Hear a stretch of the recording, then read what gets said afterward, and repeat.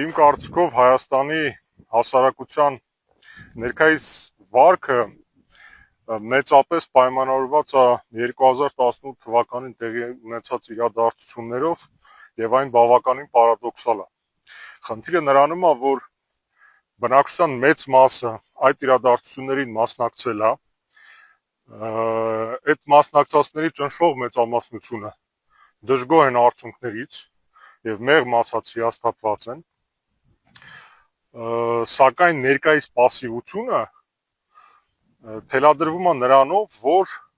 կա ամրացած մի կարծրատիպ, որ թե այդ իրադարձությունները, թե հետագա զարգացումները պայմանավորված են աշխարհաքաղաքական իրադարձություններով եւ հիմնականում թելադրվել են գեոքաղաքական հզոր ուժերով։ Կոպիտ ասած, Ամերիկան, Ռուսաստանը, Չինաստանը, Թուրքիան թեկուզ Հայաստանում իրագործել է ինչ-որ պրոցես եւ իրանք են հիմա թելադրում այդ պրոցեսի զարգացումը եւ հետեւաբար ապագա զարգացումներն էլ պայմանավորված են լինելու այդ աշխարհաքաղաքական խաղացողների դիրքորոշմամբ, ինչն էլ իր հերթին դրդում է մարդկանց լինել пассив, որտեղ ինչ իմաստ ունի քաղաքացիական ակտիվություն դրսևորել, եթե մեկը ամեն ինչ որոշված է, կոպիտ ասած, կամ եթե որոշված էլ չի, որոշվելու է ոչ թե Հայաստանում, այլ այդ հզոր խաղացողների խաղասեղանին։ Իրականությունը, ինչպես միշտ, շատ ավելի պարզունակ է ու դաժան եւ մեծ առումով բարդ չի այդ իրականությունը։ Խնդիրը նրանում է, որ մեր հասարակությունը չի ուզում ոչ թե ընկալել, ես վստահ եմ գոնե ենթագիտակցական մակարդակով ընկալում են, չի ուզում ընդունել այն պարզ ճշմարտությունը, որ եթե նույնիսկ օտար ուժերի դրդմամբ ինչ-որ պրոցես է տեղի ունենում Հայաստանում, այդ միակ օտար ուժը, որ օբյեկտիվորեն իրոք ունի լծակներ եւ ամեն ձև ցույց է տվել այդ լծակները, դա Ադրբեջանն է։ Ադրբեջանն է, որ այս տարածաշրջանում եւ Հայաստանում մասնավորապես ուներ պլան եւ այդ պլանով առաջ է գնում։ Ոչ Արևմուտքը, ոչ Ռուսաստանը, ոչ այլ խաղացողներ հստակ պլանով առաջ չեն գնացել։ Նրանք խաղացել են սիտուատիվ եւ հիմա էլ խաղում են սիտուատիվ։ Ինչ անում Թրամփը։ Թրամփը ընդամենը ուզում է, որ իր անունը շոշափվի։ Ընդ որում աշխարհով մեկ։ Սա է պատճառը, որ ամեն տեղ նա պնդում է, որ խաղաղություն է հաստատում կոնֆլիկտներում, որտեղ կամ այդ կոնֆլիկտը չի եղել, կամ այդ խաղաղությունը չի հաստատվել։ Ալիևը օրինակ դա շատ լավ հասկանում է, բոլորն են շատ լավ իրականում հասկանում, եւ ով կարում է այդ առումով առաջարկ անում Թրամփին։ Նախ Սաուդյան Արաբիայի արքայազնը գնացել է, ասել է 1 տրիլիոն ներդրում եմ անում Ամերիկայում։ Թրամփը իրան ընդունել է, շատ անհարմար հարցերից զերծ է պահել, զուտ որ տեղեկատվական դաշտում հնչի Թրամփի անունը որպես մարդ, ով տրիլիոնավոր ներդրումներ է բերում։ Նույնը արել է Ուզբեկիստանի նախագահը օրինակ։ Գնացել է ասել է, որ 130 միլիարդ դոլար ներդրում անելու Ամերիկայում։ Իմաստե հարց առաջանում, եթե Ուզբեկիստանը կարողանար որևիցե տեղ 130 միլիարդ դոլար ներդրում աներ, երևի Ամերիկայի կարիքը այդքան չէր ունենա։ Այս մարդիկ ուղղակի հասկանում են, որ դե բանա պետք է ասվի, Թրամփին էլ պետք է որ դա ասվի, գնում ասում են։ Թրամփին մնացել է 2 տարի ժամանակ, նա չի վերընտրվելու, որտեղ սա իր երկրորդ սրոքն է։ Ասում են ինչ որ իրան պետք է, ստանում են ինչ որ լոյալ վերաբերմունք, շարից փորձանքից հեռու, որ անում են գնում է։ Նույնը տեղի ունենում ամբողջ աշխարհում։ Իրականում Ռուսաստանի դիրքորոշումն էլ նույնն է։ Հենց Հայաստանի օրինակով ակներևա, որ մեծ առումով Մոսկվան օքեյ է Հայաստանում տեղի ունեցող բոլոր process-ների հետ, ամենայն դեպս դրան դեմ գնացող որևէ ծրագիր չունի։ Իրանց գերակայությունն այն է, որ իրանց շեֆին խայտարակ չանեն, շատ։ Կոպիտ ասած, կա ինչ-որ ԵԱՏ-ի մի նիստին մասնակցի, եթե պետք է հեծը վերցնես, վեկա, կաթողիկոս հանես հանի, թազն կգա թազի հետ կաշխատեն։ Երեկվա Մարիա Զախարովայի պատասխանը, համապատասխան հարցադրմանը դրա մասին էր։ Նա ասաց, որ նոր մենեջմենտը կգա, հույս արտահայտեց, որ հեցի նոր մենեջմենտը նույն արդյունավետությամբ կաշխատի ինչ նախկինը, դիպլոմատիկ լեզվով դա ըստ էության նշանակում է, որ մեր համար էական չի ով լինել։ Գլոբալ թատերաբեմում իրականում բոլորի մոտ սպասողական վիճակ է։ Իմ կարծիքով բոլորը ուզում են սպասեն տեսնեն այս Չինաստանի տնտեսական բլիցկրիգը ինչով կավարտվի։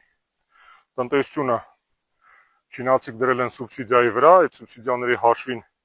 ամբողջ աշխարհում մեկ շուկաներ են գրավում, Mercedes-ի նման գիգանտին շարքից հանում են, բոլորը ուզում են սպասեն տեսնեն ինչ կլինի մի տարի, երկու տարի հետո, երբ որ այդ սուբսիդիաները կավարտեն եւ կկարողանա Չինաստանը արդյոք պահել այդ տնտեսական բլիցկրիգից արձանագրված հաջողությունները։ Հետևաբար բոլոր տարածաշրջաններում Ամերիկայի նման հեգեմոնը հետ քայլ է անում։ Եթե վերանանք գլոբալ թատերաբեմի գեր տերություններից եւ անցնենք տարածաշրջանային, իրականում մեր տարածաշրջանում կա 3 տերություն, դա Ռուսաստանը, Թուրքիան եւ Իրանն է, ու քիչ թե շատ adekvat վերլուծությամբ բարձ կլինի, որ թե Իրանը, թե Թուրքիան եւ թե ինչպես արդեն ասացի Ռուսաստանը Հայաստանի տարածքում այս պահին ծրագիր չունեն, պլան չունեն, ըստ որի նրանք շարժվում են։ Միակը, ով մեր տարածաշրջանում ունի պլան, ծրագիր եւ այդ ծրագիրի իրագործումը, դա Ալիևն է։ Մեր հասարակությունը դա չի ուզում ընդունի, թեպետ դա օբյեկտիվ իրականություն է։ Եվ չի ուզում ընդունի նախ եւ առաջ իմ կարծիքով մեր առատավոր հպարտության պատճառով։ Որովհետեւ երբ որ դու պարտվում ես Ամերիկային կամ Եվրոպային կամ Ռուսաստանի հյուսած դավադրությանը, դա ինչ որ առումով պատվաբեր է, էլի թշնամիտ կամ հակառակորդը թզոր գերտերությունը։ Շատ ավելի դժվար է անցալել, որ դու պարտվել ես Ադրբեջանին, որը դու զխոսանք աշխարհի գերտերություններից մեկը չէ։ Մինչդեռ դա է վկայում իրականությունը։ Օրինակ Հական Ֆիդանը ամեն անգամ, երբ որ ելնում ասում է Հայաստանի հետ հարաբերությունները կկարգավորեն միայն երբ Ադրբեջանը դրա հետ օքեյ լինի,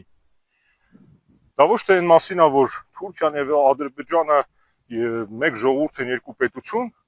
այլ նրա մասին է, որ Ալիևը ունի պլան, Ալիևը ասել է ախպեր ինձ մի խանգարեք։ Ու հասել է նրան, որ իրան չեն խանգարում։ Պետք է Թրամփին խաղացում կնքել Հայաստանի եւ Ադրբեջանի միջեւ։ Ալիևը Նիկոլին վերցրել է, գնացել է Վաշինգտոն։ Իր ուզած Մինսկի խումբը լուծարվել է տեղում, Թրամփը ստացել է PR, Ալիևը ստացել է գոհ Թրամփ, Հայաստանը ստացել է այն, որ Նիկոլ Փաշինյանը ընտրություններից առաջ կարա գլուխ գովա, ասի, որ խաղաղություն է բերել։ Ուներ պլան, պլանը իրագործել է, հասել է նպատակին։ Մեր ժողովուրդը պետք է հասկանա, որ մենք պարտվել ենք Ադրբեջանին, եւ որ Ադրբեջանի հետ մրցակցության մեջ որևէ գերտերության դաբրո մեզ չի փրկելու։ Եվ գերտերությունները առնվազն այս պահին եւ շատ հնարավոր է մոտակա տասնամյակների այդ պլանը չեն ունենալու։ Հիմա հասարակությունը երկու մասի է բաժանվել։ Ստվար զանգվածը համարելով, որ այս ամեն ինչ աշխարհակաղակական պայքարը пассивանում է, քաղաքացիական ակտիվություն չի դրսևորում։ Մի շատ փոքր մաս որոշել է տարատեսակ աշխարհակաղակական կենտրոններից դաբրո մուրալով մի բան փորձի անի։ Նույն բանը անում են թե ռուսամետները, թե եվրոպամետները, թե ամերիկամետները։ Եվրոպամետները ինչ որ արժեքների մասին են խոսում, դեմոկրատիա, բան, որ մենք Եվրոպայի հետ ինչ որ քաղաքակրթական նույն հարթակում ենք։ Իրանց բոլորին ուզում եմ հիշեցնել, որ Սիրիայի ներկայիս նախագահը Ջեփաթ Ալ-Նուսրա ահաբեկչական կառույցի ղեկավարն է, ով ժամանակին ուղիղ եթերով մարդկանց գլուխ էր կտրում։ Հիմա այդ նույն բանը նա անում է արդեն միջնորդավորված, իր զինվորներն են անում։ Հիմա, բայց դա չի խանգարում ոչ ամերիկացիքին, ոչ եվրոպացիքին այդ մարդուն ջերմորեն ընդունել, պնդել, որ նա ժողովրդավարական բաստիոն է մերձավոր արևելքում եւ որևէ խնդիր իր այդ չունեն։ Այսինքն այդ քաղաքակրթություն, այդ արժեքային համակարգ, այդ ամեն ինչը մեծ առումով ֆուֆլո է։ Կա ռեալ պոլիտիկ։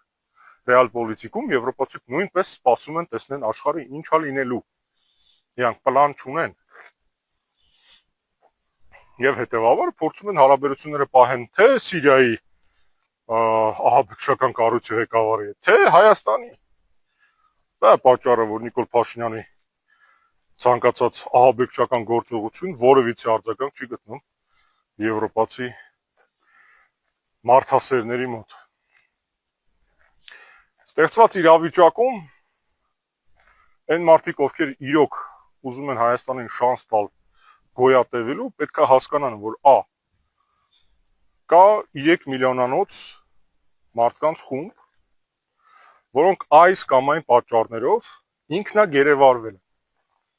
Իրանք գերի են դարձել սեփական կարծրատիպերի, սեփական բարդույթների եւ սեփական մեղքերի,